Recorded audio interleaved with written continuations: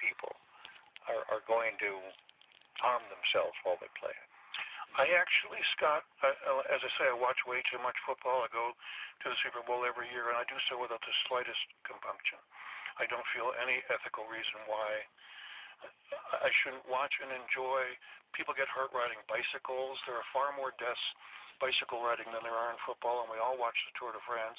Nobody thinks there's anything wrong with that. I don't think there's any reason why an adult can't make an informed choice to engage a relatively small risk per year in return for a lot of money. I think the equation is very, very different for high school boys and youth players. I want to ask about the domestic abuse issue, the whole question about whether a violent game on the field translates to personal deportment and crimes of which so many football players have been accused. Terry Bradshaw, former NFL quarterback, many years standing announcer now, had a pointed monologue a few weeks ago saying, just this bluntly, if a man is convicted of domestic violence, no NFL team should hire him. Well, why do they? Well, first, I would certainly agree with what Bradshaw said. Yes, anyone who's been convicted of a crime of violence not only shouldn't play in a football game, shouldn't be in an office environment or any other kind of workplace. I go over in The Game's Not Over the statistics showing the likelihood that an NFL player will be arrested versus adult males of the same age.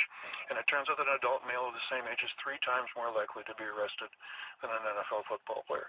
So even if you assume that police are letting NFL players get away with things because they're stars, and I think you probably should assume that, the NFL, because of its outsized nature, becomes the mirror in which we see the reflection of a social problem that's very large. And it certainly doesn't excuse any NFL player who's guilty of domestic violence. It just tells us that there's a larger issue in the country as a whole. You recommend a few reforms toward the end of the book that you think would be better for football and maybe and better for those who play it. And let's list a few if we could.